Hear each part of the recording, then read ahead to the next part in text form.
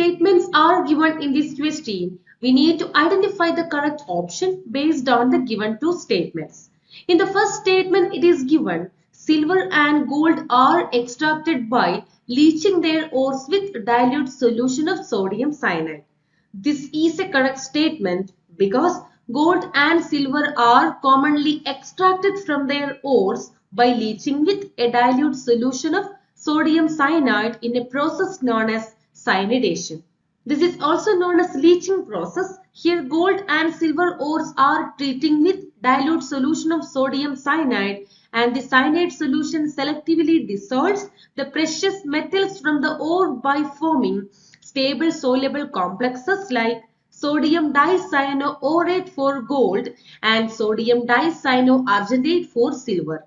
After the leaching process, the gold and silver are recovered from the solution by a process known as zinc cementation or electrowinning process.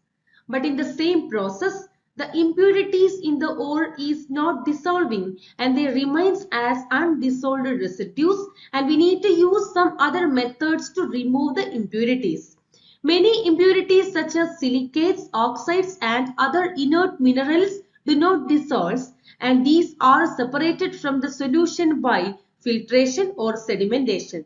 This is leaving behind a clear cyanide solution containing dissolved gold and silver.